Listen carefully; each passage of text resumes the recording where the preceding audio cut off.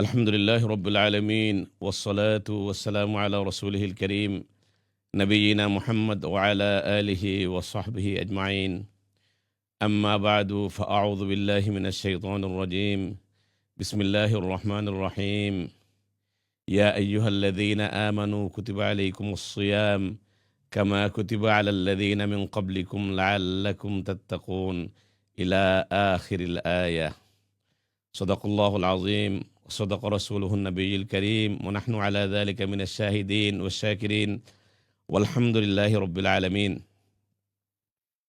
আলহামদুলিল্লাহ আমরা আল্লাহ পাক রব্বুল আলমিনের দরবারে লক্ষ কোটি শুকরিয়া সুজুদ কৃতজ্ঞতা জানাই যে মহান রব্বুল আলমিন আমাদেরকে এই মুবারক মাসে মুবারক সময়ে ইসলাম চ্যানেল বাংলা কর্তৃক আপনাদের জনপ্রিয় অনুষ্ঠান ইসলামী জিজ্ঞাসা অনুষ্ঠান লন্ডনের ইসলাম চ্যানেল টেলিভিশন স্টুডিও থেকে এই মুহূর্তে দূরের ও কাছের দেশের বিদেশের যারা উপভোগ করতেছেন, যারা পরবর্তীতে দেখবেন, সবাইকে যে মহান রব্বুল আলামিন তৌফিক দান করলেন, সেজন্য মুনিবের দরবারে আমরা সবাই শুকরগুজার হই আলহামদুলিল্লাহ। তারই সাথে আমি শেখ আহমদ হাসান, যারা এই মুহূর্তে পরবর্তীতে এই প্রোগ্রামটি উপভোগ করবেন, সবাইকে আন্তরিক শুভেচ্ছা মুবারকবাদ জানিয়ে আজকের আমাদের ইসলামী জিজ্ঞাসা অনুষ্ঠান শুরু করতে যাচ্ছি ইনশাআল্লাহ। যেহেতু আমাদের খুবই গুরুত্বপূর্ণ একটি মাস আমরা অতিবাহিত করতেছি, যেটার ব্যাপারে জনাব রসুল করিম সাল্লাল্লাহু আলাইহি ওয়াসাল্লাম বলেছেন আল্লাযী হুয়া মুকাদ্দিমাতু রমাদান, যে এই শাবান মাস হচ্ছে রমাদানুল করিমের স্বাগত জানানোর মাস। অর্থাৎ একজন মেহমান আমাদের বাসায় যদি আসে, আমাদের কাছে আসে, তাহলে আমরা যে প্রস্তুতি নেই, ঠিক এইভাবে যে 12টি মাস রয়েছে, এই 12টি মাসের মধ্যে সবচেয়ে মহামূল্যবান, সবচেয়ে বরকতময়, কল্যাণময় যে গুরুত্বপূর্ণ মাসটি রয়েছে সেটি হচ্ছে রমদানুল করিম। এই রমদানুল করিম আমাদের একেবারে আমরা অত্যাসন্ন, আর 2 সপ্তাহ থেকে কম সময়, তাহলে ইনশাআল্লাহ আমরা রমদানুল করিমে ঢুকে যাব। এই রমদানুল করিম ঢুকে যাওয়ার জন্য আমাদের কি করা? শুধু কি পৌঁছলে হবে? রমদানুল করিম পেয়ে আমরা কি করব না? জনাব রসুল করিম সাল্লাল্লাহু আলাইহি ওয়াসাল্লাম 3 ধরনের লোকদের জন্য বদুয়া করেছেন, অভিশাপ করেছেন। তার মধ্যে থেকে এক গ্রুপ লোক হচ্ছে এরা, এক দল যারা রমদানুল করিম পাইল এবং পাওয়ার পর তার পাপকে, গুনাহকে সে আল্লাহর কাছে তওবা করে, ইস্তিগফার করে, ইবাদত বন্দেগী করে ক্ষমা লাভ করতে পারল না, তাদের উপর অভিশাপ করা হয়েছে, তাদের ধ্বংস হোক। আল্লাহ রসুল তাদের জন্য বদুয়া করেছেন। এবং দ্বিতীয় কারা? যারা জনাব রসুল করিম সাল্লাল্লাহু আলাইহি ওয়াসাল্লামের নাম শুনলো এবং দুরুদ পড়ল না, তাদের উপরে বদুয়া করা হয়েছে। তৃতীয় কাদেরকে বদুয়া করা হয়েছে? যারা মা বাবা অথবা যে কোনো একজন মা অথবা বাবাকে পেয়েছে এবং তাদের খেদমত করে, তাদেরকে রাজি খুশি করে জান্নাত লাভ করতে পারল না, তাদের উপরেও আল্লাহ রসুল সাল্লাল্লাহু আলাইহি ওয়াসাল্লাম বদুয়া করেছেন, অভিশাপ করেছেন। তো এই মাস আমি আগেও আলোচনা করেছি বিভিন্ন প্রোগ্রামে, এবং অন্যান্য আমাদের যে অতিথিরা শেখরা আসেন তারাও আলোচনা করেছেন এই মাসের মাহাত্ম্য, গুরুত্ব, তাৎপর্যের ব্যাপারে। যে শাবান মাস, শাবুন থেকে, এই শাবুনের অর্থ হচ্ছে শাখা প্রশাখা বিস্তৃত হওয়া, অর্থাৎ ডালপালা মেলে দেয়া। তো এই শাবান মাসকে কেন শাবান মাস নাম রাখা হয়েছে, নামকরণ করা হয়েছে?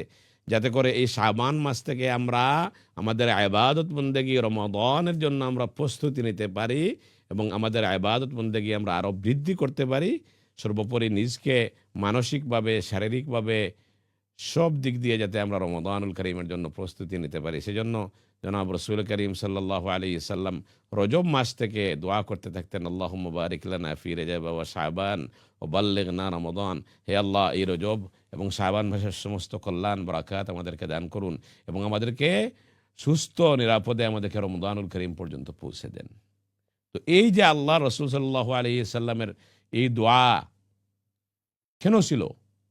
যেহেতু জনাব রসুল করিম সাল্লাল্লাহু আলাইহি ওয়াসাল্লাম আমাদের জন্য আদর্শ ছিলেন, আমাদের জন্য রোল মডেল ছিলেন, সেজন্য জনাব রসুল করিম সাল্লাল্লাহু আলাইহি সাল্লাম প্র্যাকটিক্যালভাবে আমাদেরকে দেখিয়ে দিয়ে গেছেন যে আমরা কীভাবে রোজা রাখবো, কীভাবে রমাদানুল করিমের প্রস্তুতি আমরা নেব।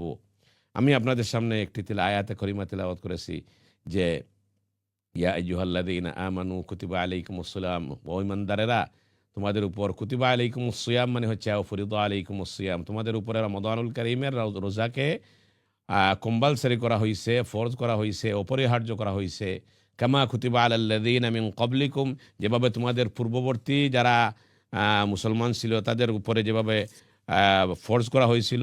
কি জন্য করা হয়েছিল? লাআল্লাকুম তাত্তাকুন, যাতে করে তোমরা আল্লাহ বিরুতা অর্থাৎ তাকওয়া অর্জন করতে পারো। তো ইনশাআল্লাহ যেহেতু সামনে এই রমাদানুল করিমকে আমি বলছি আপনাদেরকে যে এই 12টি মাসের মধ্যে সবচেয়ে সর্বোত্তম এবং সর্বশ্রেষ্ঠ মাস হচ্ছে রমাদানুল করিম। এই রমাদানুল করিমে আমাদের ইসলাম চ্যানেল বাংলা এবং ইসলাম চ্যানেল ইংলিশ সহ আমাদের যে অনেক আয়োজন রয়েছে ইনশাআল্লাহ এই রমাদানুল করিমকে ঘিরে বিভিন্ন ধরনের আলোচনা ইনশাআল্লাহ আপনারা শুনতে পাবেন, আপনারা প্রশ্ন করতে পারবেন, এ ব্যাপারে কোনো জানার থাকলে আপনারা জানতে পারবেন। কিন্তু যেহেতু রমাদানুল করিম আমাদের দ্বারে দরওয়াজায় নক করতেছে, এই মুহূর্তে যদি আমরা প্রস্তুত না হই তাহলে কিন্তু আমরা আমাদের মতো হতভাগা আর কেউ হবে না। যেভাবে জনাব রসুল করিম সাল্লাল্লাহু আলাইহি সাল্লাম বদুয়া করেছেন যে যারা রমাদানুল করিম পাইল এবং তাদের নিজকে গুনাহ মুক্ত করতে পারলো না, পাপ মুক্ত করতে পারলো না, তারা ধ্বংস হয়ে যাক। তো এই ধ্বংসের মধ্যে যাতে আপনি আমি না সামিল হয়ে যাই, আমাদের নাম যাতে অন্তর্ভুক্ত না হয়ে যায়, সেজন্য এখন থেকে আমাদেরকে প্রস্তুতি নিতে হবে। কি প্রস্তুতি নিতে হবে? শুধু খাবারের আয়োজন করলে চলবে না, আমাদেরকে ইবাদত বন্দেগী করার জন্য রমাদানুল করিমের ফজিলত। এই আয়াত যে আমি যেটা পড়েছি এটা লম্বা আয়াত, এটা ইনশাআল্লাহ আস্তে আস্তে রমাদানুল করিমের আলোচনা পুরা রমজান মাসে যেগুলা হবে বিভিন্ন প্রোগ্রামগুলোতে আরও বিস্তারিত আপনারা শুনতে পারবেন। এখানে শাহরু রমাদান আল্লাযী উনজিলা ফীহিল কুরআন, যে এই মাস রমজানের মাসটা হচ্ছে এই মাস আল্লাযী উনজিলা ফীহিল কুরআন, যে এই মাসে আল্লাহ পাক রব্বুল আলামিন কুরআনুল কারীমকে নাজিল করেছিলেন, অবতীর্ণ করেছিলেন। হুদাল লিন্নাস ওয়া বাইয়িনাতিম মিনাল হুদা ওয়াল ফুরকান। আর এই কুরআনুল কারীম হচ্ছে কি? হুদাল লিন্নাস, this is a guidance for the mankind. ওয়া বাইয়িনাতিম মিনাল হুদা ওয়াল Furqan, and this Quran show you the right path, the way of paradise, the way of how you can save, how you can refrain yourself from the hellfire Jahannam.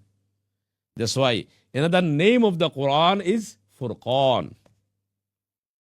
Faman shahida minkum ash-shahra falyasum. Allah subhanahu wa ta'ala commands us, those people with physical fitness, mental fitness,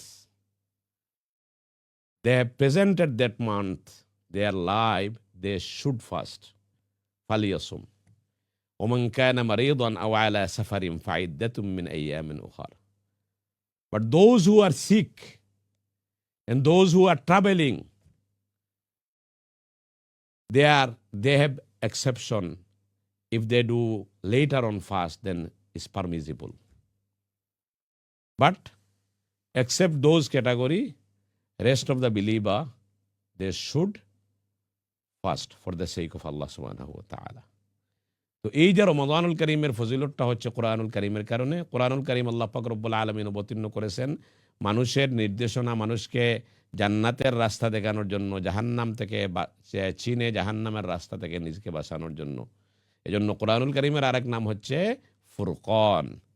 এজন্য আল্লাহ পাক রব্বুল আলামিন আমাদেরকে order করতেছেন যে ফমান শাহিদা মিনকুমুশ শাহরা ফালিয়াসুম।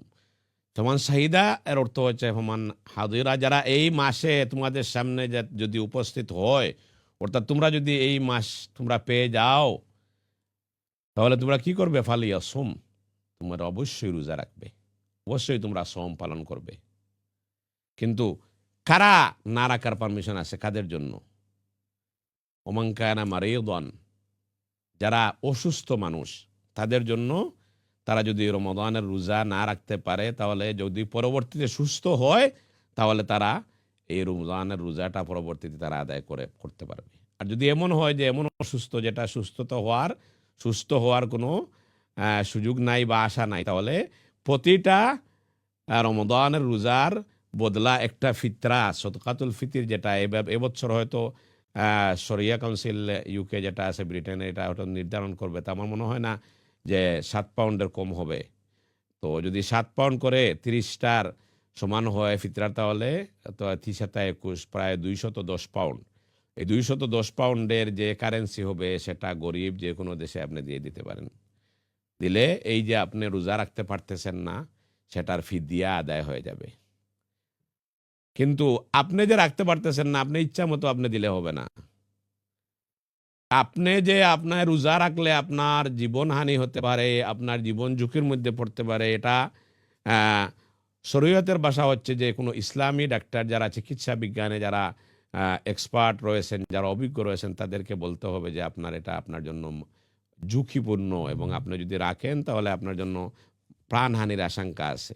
কারণ আপনি যদি ইচ্ছা করে, অনেক লোক আছে যে আমার তো একটু গ্যাস্ট্রিকের ব্যথা, অনেকে আবার রোজা রাখলে আবার ওই যে তাদের ব্যথা ট্যাথা উঠে যায়, এমনিতে সারা বছর সে ভালো থাকে, কিন্তু রোজা রাখলে পরে বলে যে আমার ব্যথা উঠে গেছে, আমার গ্যাস্ট্রিক হয়েছে। তো তার কি ব্যথা হয়েছে না হইতেছে না, এটা আপনি বুঝবেন কেমনে? কিন্তু মিথ্যাও তো হইতে পারে। এরকম নিজে যদি আপনি কোনো অজুহাত বানাইয়া নিজকে নিজে রুগী বানাইয়া, একটু অসুস্থ হয়েছেন, একটু জ্বর হয়েছে, একটু কাশি হয়েছে, একটু মাথা ব্যথা হয়েছে, আপনি রোজা ভেঙে দিলেন, তাহলে কিন্তু আপনার এই অসুস্থতাকে শরীয়তের ভাষায় অসুস্থ হিসাবে গণ্য হবে না। আপনি অসুস্থ হিসাবে আপনি যদি রোজা না রাখার পারমিশন তাদের জন্য, যাদেরকে অভিজ্ঞ ডাক্তাররা যদি বলে যে না উনি যদি রাখেন, কারণ আজকাল গড়ে গড়ে ডায়াবেটিসের রোগী রয়েছে।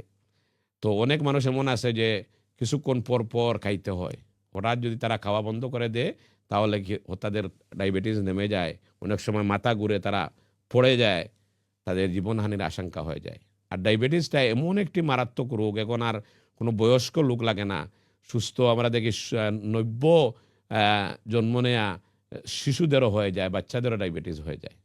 এই জন্য ওই ডাক্তার যদি বলে যে আপনি রোজা রাখেন তাহলে আপনার এরকম ঝুঁকি আছে, তাহলে আপনি রাখবেন না। কিন্তু পরে যদি আল্লাহ সুস্থতা দান করে নিয়ত রাখতে হবে, তাহলে আপনি রোজা খাজা আদায় করবেন। যদিও ফিদিয়া দিয়ে দেন, তারপরে যদি সক্ষম হন, সুস্থ হয়ে যান কখনো, তাহলে ইনশাআল্লাহ আপনাকে রাখতে হবে। আর যদি সুস্থ না হন, তাহলে এই যে ফিদিয়াটা দিতেছেন, এইটা দেওয়ার কারণে আল্লাহ পাক রব্বুল আলামিন আশা করা যায় আপনার এই যে ফরজিয়ত, যেটা আপনার উপরে যে কর্তব্য, যে ফরজের যে আদেশটা ছিল, সেটা আল্লাহ পাক রব্বুল আলামিন ক্ষমা করে এই অসুস্থতাটা, এটা তো সুস্থতা অসুস্থতা সেটা আল্লাহ পাক রব্বুল আলামিনের কাছ থেকেই আসে।